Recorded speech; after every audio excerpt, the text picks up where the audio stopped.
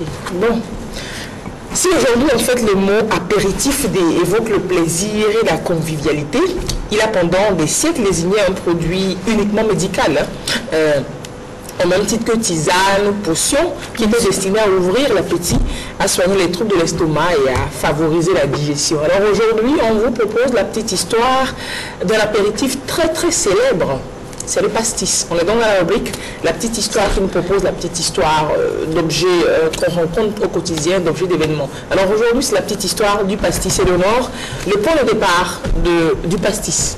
Alors il faut dire qu'en 1830, les soldats français à la conquête des territoires africains souffrent de dysenterie. Et donc on leur conseille d'ajouter à l'eau qu'ils boivent de la liqueur d'absinthe destinée à assainir et à apaiser les dérangements digestifs. Ils y prennent goût et de retour en France et continuent à la consommer.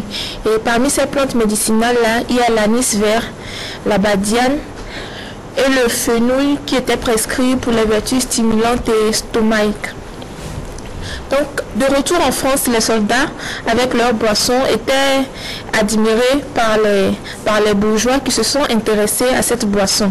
C'était en fait des soldats héros. Hein? Oui, bien sûr. Ils voulaient faire tout ce que le héros faisait aussi. Et les bourgeois se sont intéressés à l'absinthe, qui faisait partie du rituel social à partir de 1830. Elle gagne les milieux ouvriers et est promue boisson nationale. Et l'absinthe aussi était une muse pour les poètes, les peintres, comme Verlaine, Van Gogh, Manet, Degas, Picasso et Toulouse-Lautrec. Mais l'absinthe titre 72 degrés d'alcool. Bon Dieu. Et il suffit de regarder la bouteille pour le sous. Donc c'est pas consommable facilement comme une petite bouteille. 72 degrés d'alcool. Donc l'alcoolisme a fait une progression alarmante en France. Et les ligues anti-alcooliques se sont mobilisées contre l'absinthe et ont exigé son interdiction. Ok. La loi de prohibition a été votée le 16 mars 1915. Et pendant 5 ans... la loi qui interdisait l'absinthe.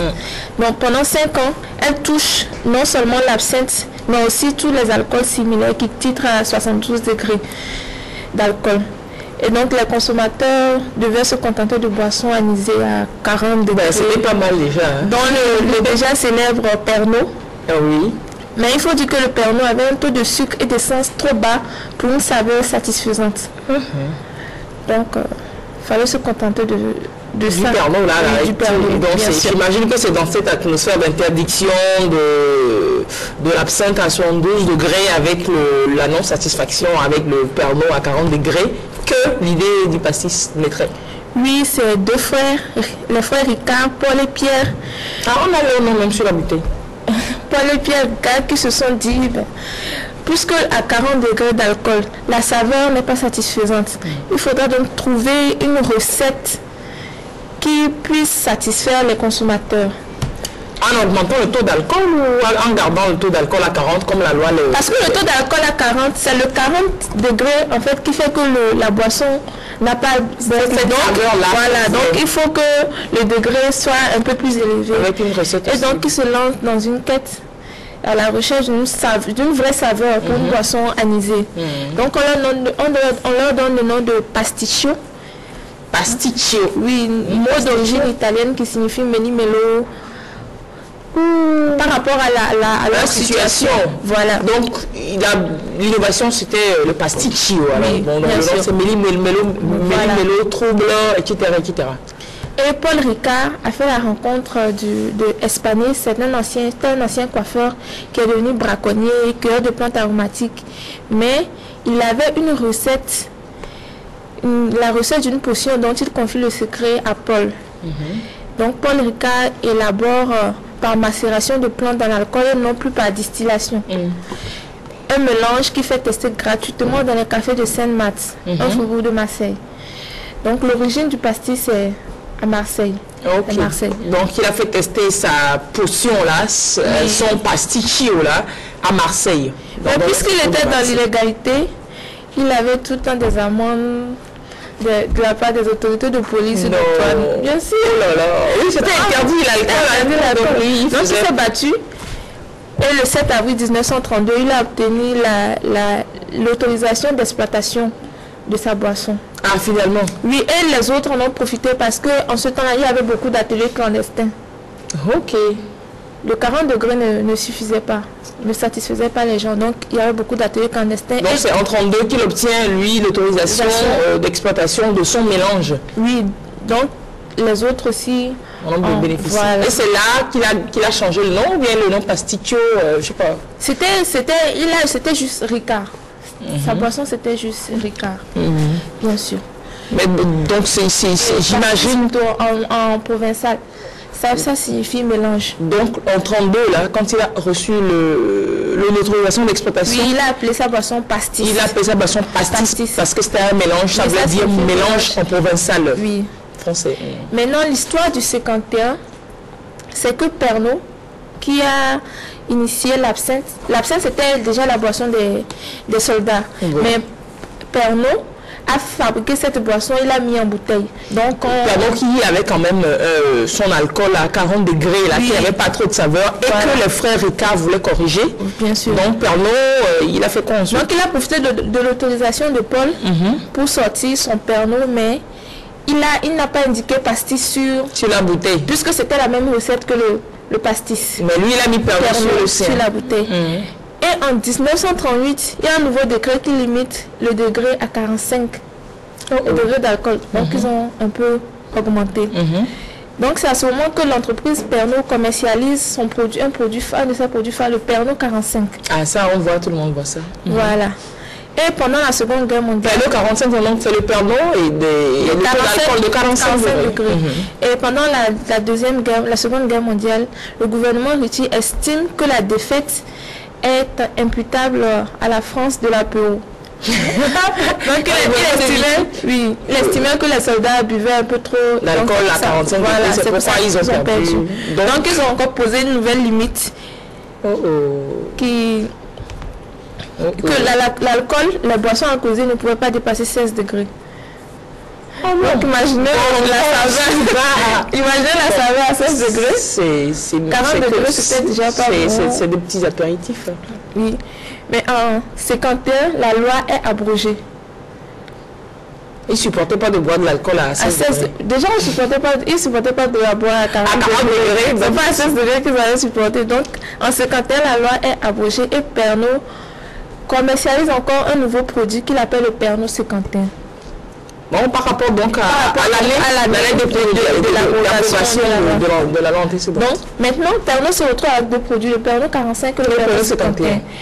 Et les consommateurs sont un peu confus. Non, ils sont un peu confus. Ah, okay. Parce que le 45 fait référence au degré d'alcool et le 51 fait référence à l'année d'abord. Donc les gens sont un peu confus. Certains pensent que le 51, c'est 51 degrés d'alcool.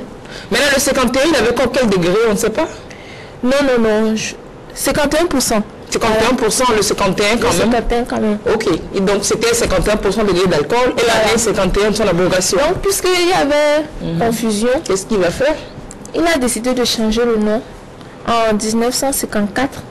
Il a appelé Pastis 51, puisque Pastis et Ricard n'avait pas déposé le nom Pastis. Donc il a Pastis 51. Et là, les Ricard et Pernod sont en train. C'est la bataille, la grande bataille, bien sûr. Et jusqu'en 1974, donc 20 ans après, qu'ils ont pu s'entendre et faire fusionner les deux entreprises Pernod et Ricard.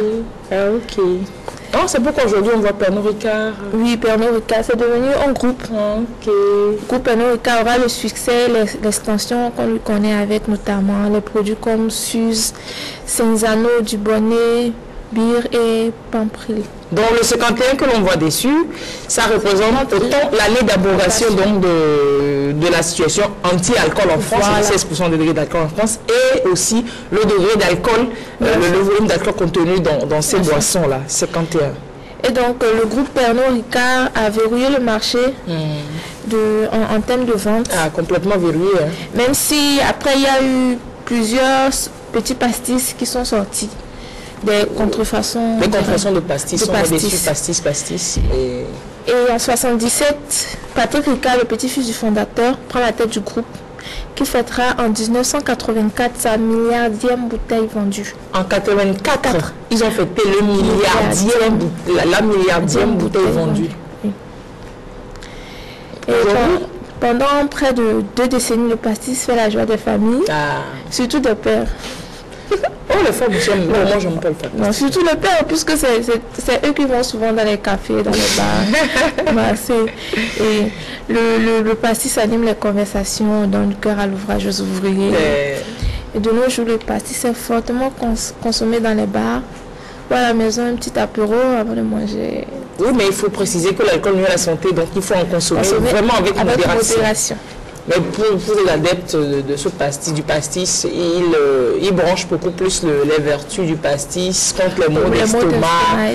Il paraît que ça marche. Oui, ça marche. Il paraît que ça marche. Puisqu'à la base, c'était destiné à soigner les maux d'estomac. C'était destiné à soigner les maux d'estomac. Il faut dire aussi que le pastis a un petit surnom. On l'appelle le soleil. Puisque là, la couleur jaune, pas très très jaune. Vous voyez un peu? Oui, je vois, là c'est à l'écran. Voilà. Donc, on l'appelle soleil. Voilà. Quand on dit je vous sors un petit soleil, c'est que c'est du pastis que l'on vous demande. À Marseille. À Marseille. Au moins, le nom, si la liqueur a pu traverser les frontières jusqu'ici, si la bouteille a pu traverser la frontière jusqu'ici, le nom aussi devrait traverser. Soleil. On vous sert un petit soleil ce matin. Non. On ne peut pas servir de soleil à Alice au plateau. Non, on cherche le soleil des téléspectateurs. Ah, bien sûr, bien sûr. Quand même. Bon. Donc, voilà la petite histoire du pastis qu'il faut consommer avec modération. Beaucoup de modération. Mais quand même, il faut préciser que c'est le même groupe, Pernod Ricard, qui commercialise d'autres boissons que l'on connaît, les Cinzano, les Dubonnet, les Suze, les bières, les Pompril, tout cela, c'est ce groupe-là qui commercialise ces boissons. Mais ça vaut la peine de le découvrir. Quand on utilise des objets et des produits, c'est toujours bien. Donc on a la petite histoire derrière. Et si les téléspectateurs peuvent aussi nous faire des propositions. Une petite histoire, ce serait super bien. Voilà. Donc, mais vous réagissez sur le numéro de Lbala que vous connaissez, le 93 12 0303. Vous allez sur la page Facebook. Facebook. C'est Facebook. La page Facebook. La page Facebook de l'émission. Vous réagissez, vous envoyez vos questions, vos suggestions, vos apports critiques. On aime ça. Elona, merci. Merci à vous. Vous prenez la photo à la fenêtre.